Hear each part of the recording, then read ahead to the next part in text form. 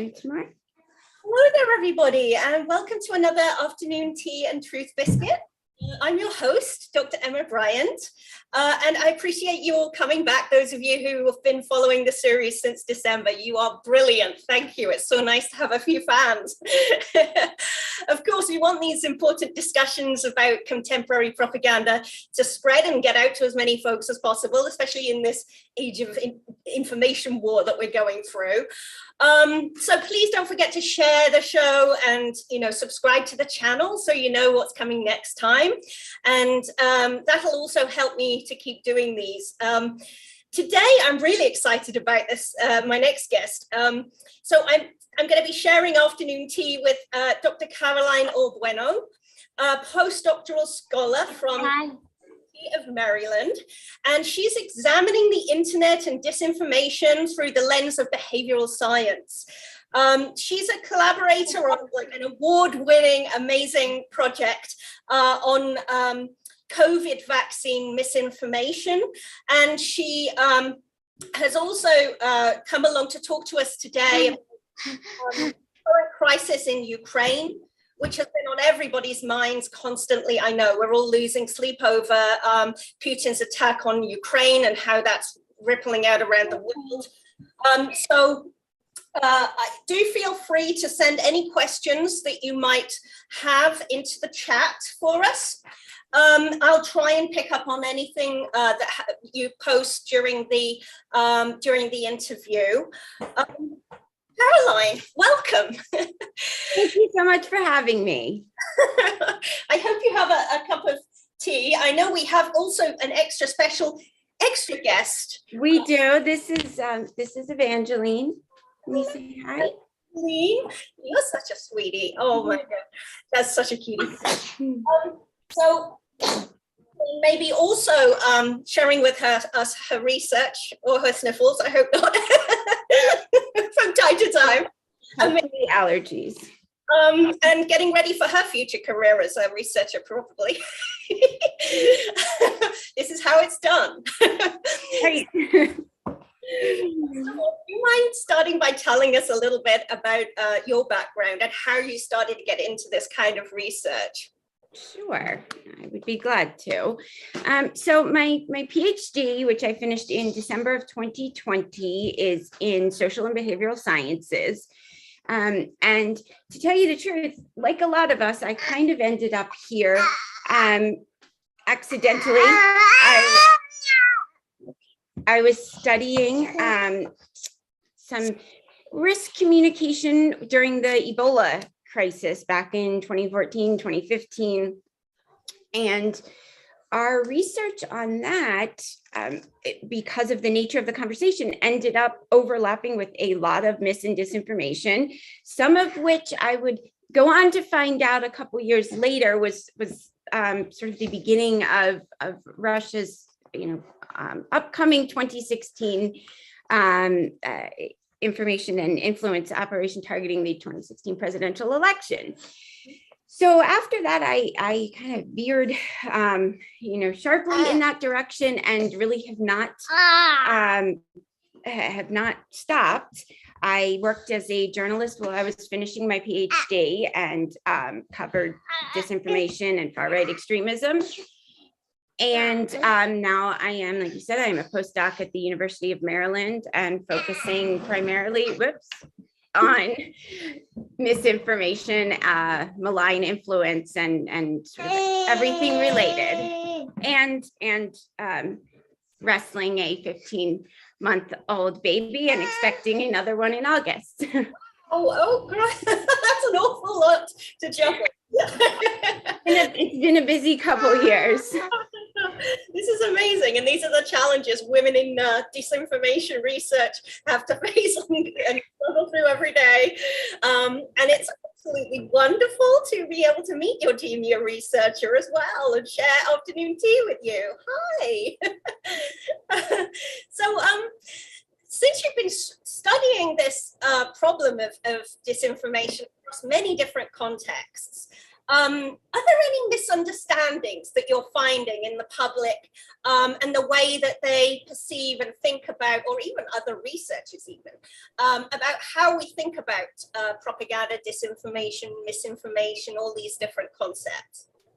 There are quite a few, and they are not necessarily a matter of people not paying attention or not not caring. It's just it's a complicated topic, and it's not something that that is necessarily easy to understand, especially if you don't spend your day every day studying this.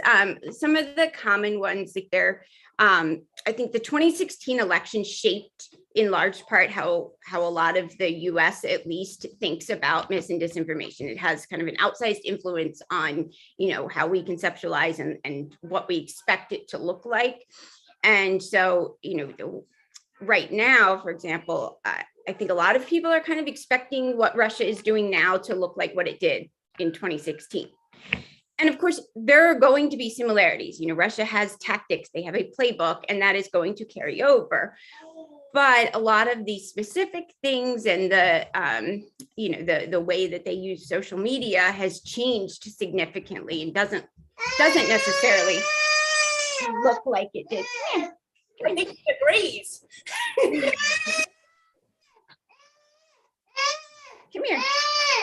Come here. Another common misconception that I see is the idea that the mis and disinformation problem is driven by bots. Those are certainly a problem, and on certain subjects, they are more of a problem. I'm going to go back a little bit and try standing up.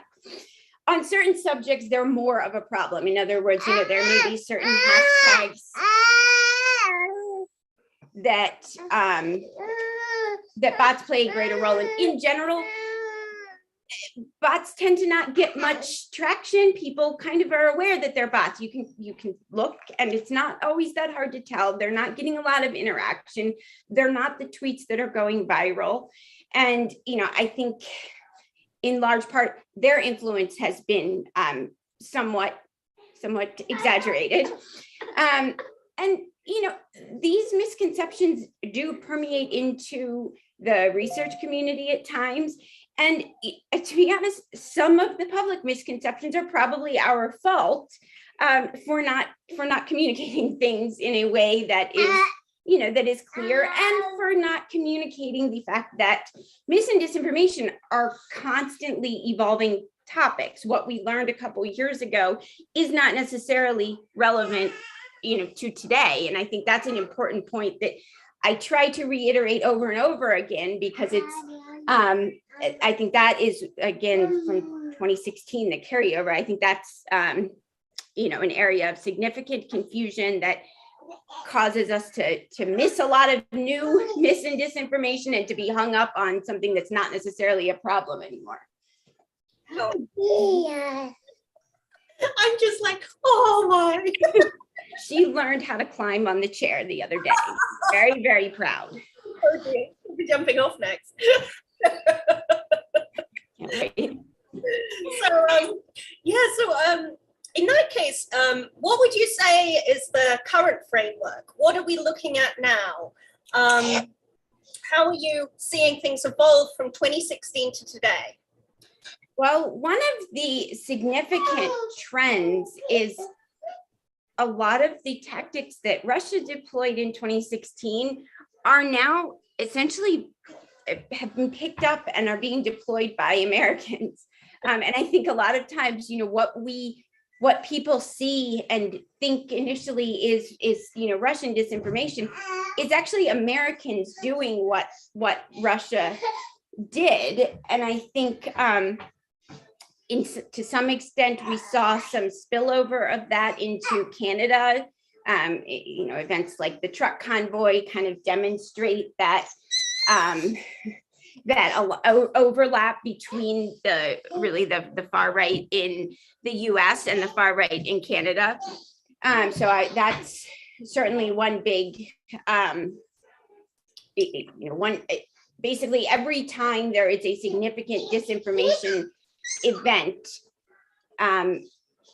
there is usually some element of the US far right involved in it, and often their appearance is quite similar to what Russia did. And I think another significant trend that we're seeing with Russia and Ukraine, we saw this with some of the COVID mis and disinformation, is sort of the alliances between the world powers that are forming. For example, the alliance between Russia and China, which, we'll see if China responds to Russia's request for military help, but they are certainly already getting help from China in terms of amplifying propaganda and amplifying disinformation. Did you see any foreign influence in these campaigns at all then? Or is it, were you not finding anything like that? Or is it just not having as much of an effect as the domestic actors obviously are? I would say it's probably the latter, that it's there, but not having quite as much of an effect. The other thing that can be hard to tell is sort of which came first. In other words, was it, domestic actors who then, it's very common, you'll see some really divisive or sort of anti-American or another narrative that Russia or China might like.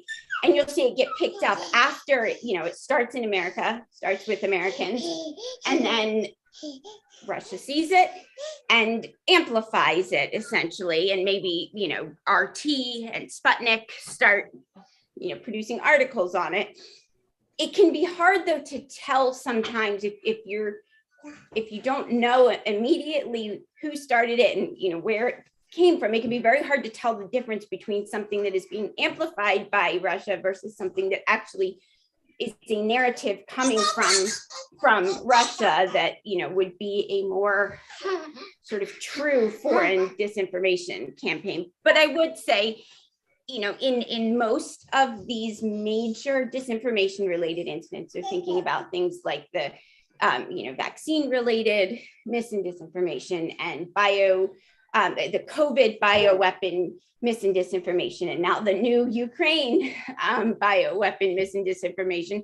With all of those, there has been some element of a foreign influence. I just don't know, that the influence is quite as much as maybe, we have previously thought.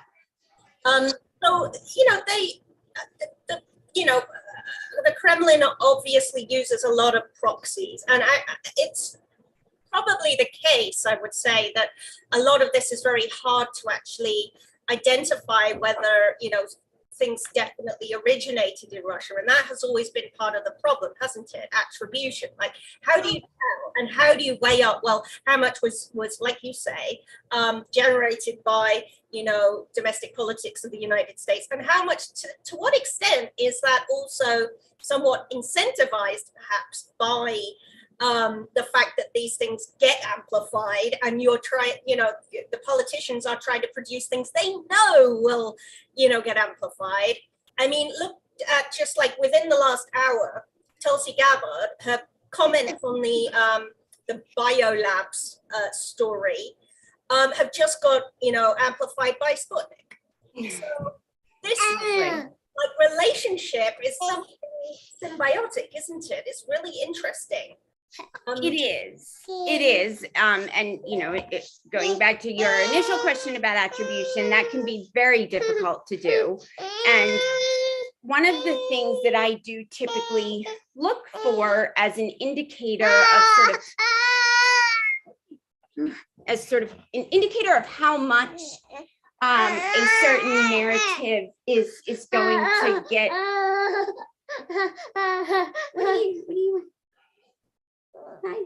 Of how much a certain narrative is either already being amplified by Russia or will be, is the amount of attention that RT and Sputnik give to it, to be honest. if it's something that RT and Sputnik is devoting people to do exclusive stories on, which they did with the truck convoy, that's generally a good indicator that that RT and Sputnik are not the only Russian entities paying attention to it, not the only Russian entities amplifying it. And just in terms of that symbiotic relationship, to some extent, sometimes I ask myself, of course, it matters to be able to do the attribution just from the standpoint of understanding where these narratives are coming from and how they're spreading and how they're getting into America. But, to some extent, I ask myself, how much does it matter at a certain point if it started in Russia and then caught on here, or if it started here and got amplified by Russia, if the end result is so similar that we can't tell the difference? And,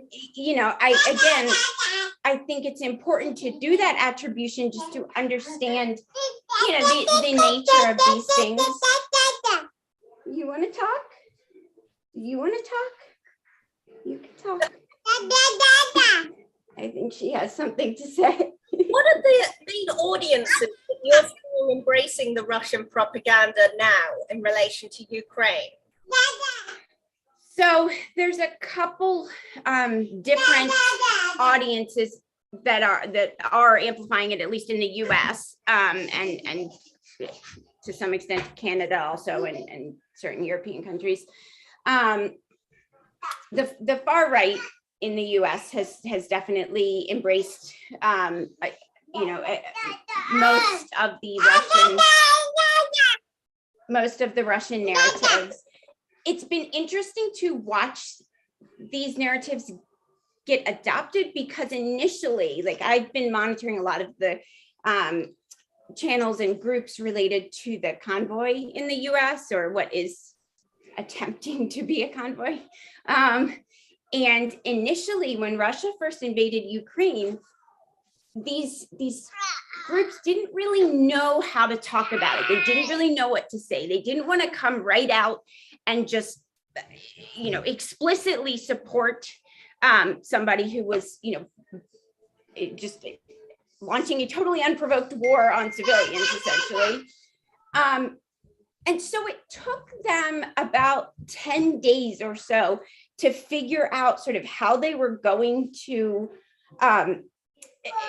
side with these Russian narratives, again, without coming out and explicitly supporting Russia. So that's things like the biolab conspiracy theory, the idea that that Ukraine and the Ukrainian military is overrun with Nazis, and that Putin is on some noble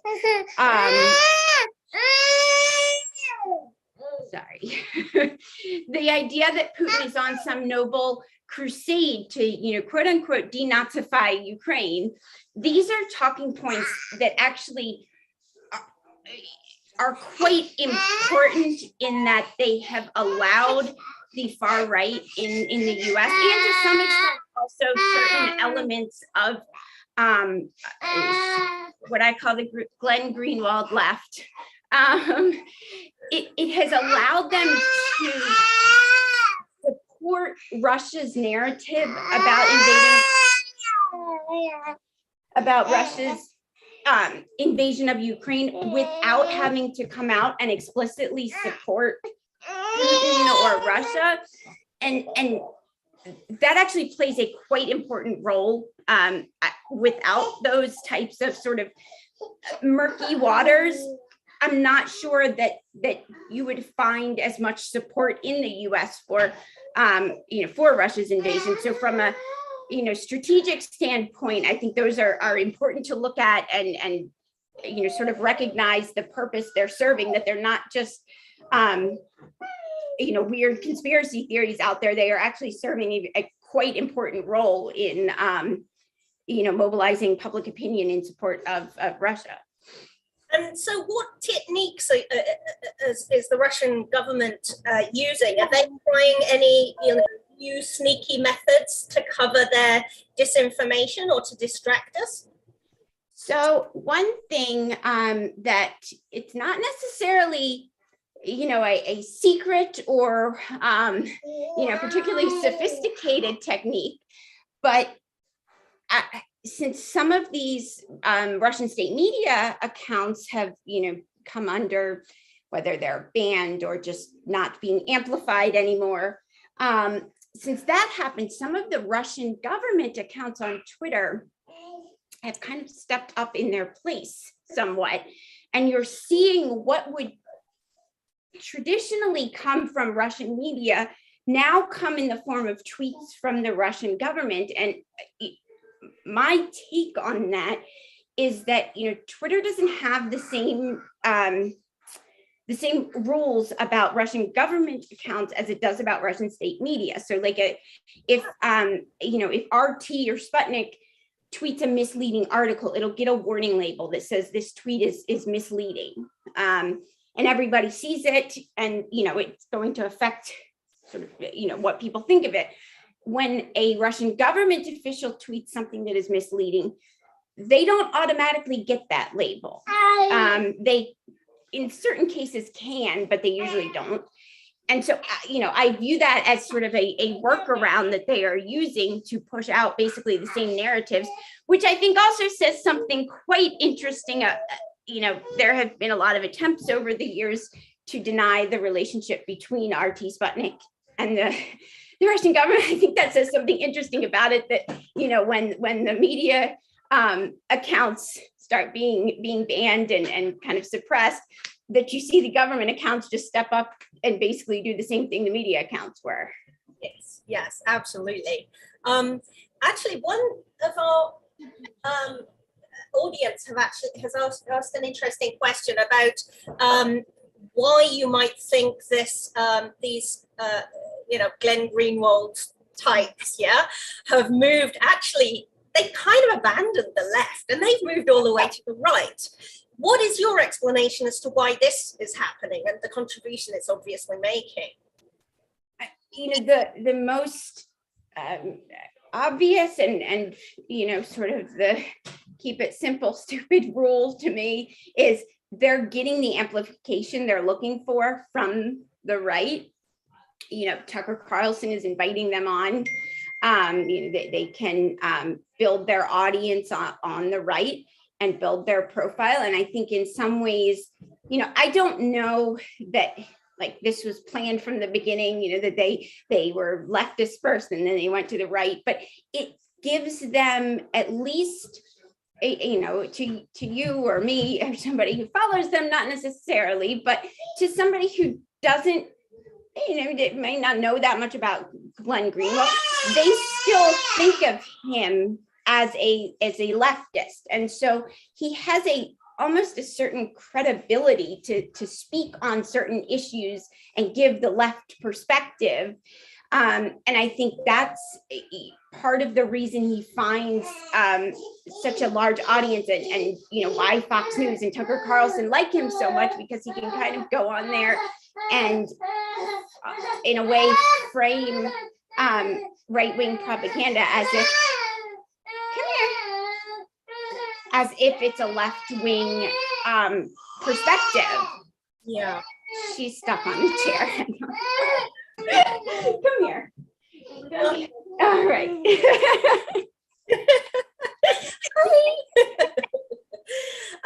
So one other thing I wanted to ask about is the parallels between what we're seeing in the current Ukraine conflict, the invasion of Ukraine, and how that's playing out in Russian propaganda. Also, the situation that evolved in Syria. Are there any parallels that you have conflict? So this, as soon as Russia invaded Ukraine, this has sort of popped into my mind and has not left yet, because there are so many similarities in the way Russia's using disinformation and conspiracy theories to basically accuse now Ukraine, then Syria, of essentially doing things that would justify their invasion. She's stuck again. Come here. In Syria, there were a lot of accusations of sort of the entire opposition to Bashar al-Assad, that they were all terrorists, and that, you know, Russia was there to just go after the terrorists. Very similar to now how Russia is portraying, you know, a large segment of Ukraine or the Ukrainian military as Nazis and saying he needs to go in and denazify it. There are a lot of similarities also with the accusations of crisis actors. We just saw a horrible incident at a maternity hospital that was bombed by Russia that resulted in a pregnant woman and the baby being killed. And coinciding with that, the woman who was killed was also accused. Actually, there were two women at this same hospital. All right, come here. Come here.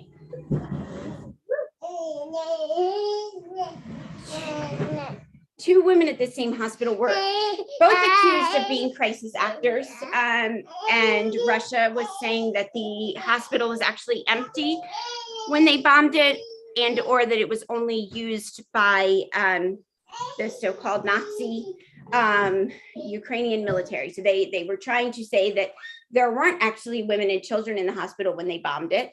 And so then when you know, women were shown in photographs with injuries from Russia bombing it, then Russia said, oh, well, those are crisis actors. The same thing, very similar things happened over and over and over again in Syria, particularly one of the main targets of this was the White Helmets, which is a civil humanitarian group in Syria. They were accused of being crisis actors themselves and of using crisis actors. We've even seen in some instances the exact same pictures used, claiming to show Ukrainian refugees, and then it's kind of all coming from the same side, claiming to be Ukrainian refugees, and then Russia will debunk it. It's all coming from Russia. And they essentially will use pictures of like actual actors and stuff, put them out there and say, you know, it's a refugee, and then say, oh, look, it's an actor. So they kind of set up their own, you know, their own stage there. And again, the same thing happened in Syria. Literally, we have even seen these same pictures used in both incidents. And, you know, the result of this, again, besides sort of flipping public opinion, is, you know, there is a huge humanitarian crisis. There are people being killed, and, you know, Russia is both killing these people and then denying that they even existed.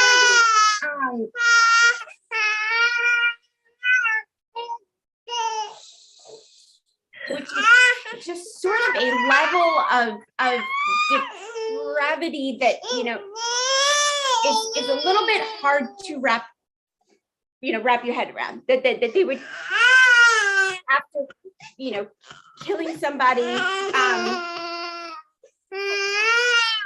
Well, I think we're coming up to the end of the show anyway. You'll be pleased to hear. I think your research is keen to help with another experiment. I want to start with one final question, if I may. Just the information war is, you know, in these, you know, next stages, and how, you know, how should governments, scholars, and the media, all of us, all the audience at home, respond? What should we be doing?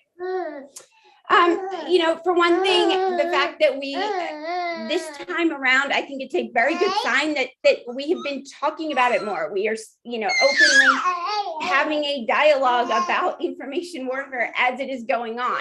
I think that's a step forward. You know, I think a lot more needs to be done in terms of, you know, really looking to hold tech companies accountable for, you know, for their algorithms, for how things get promoted and amplified. I think we do need to be careful about essentially not falling into the trap of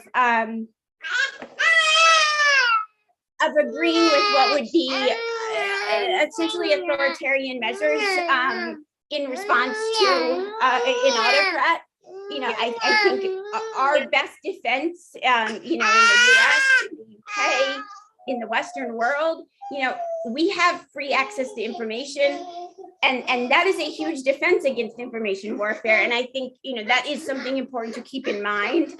That, certainly there are reasonable restrictions that need to be made, but I think it's easy to go overboard, and we don't want to go anywhere near an approach that Putin would take. Thank you so much for joining me on the show. Thank you, and we'll have to do it again when from the audience in the chat. So thanks so much. Are you going to say something? Bye. Bye. Yeah, there you go. Thank you. Thank you, Emma. I'll see you again in the next episode.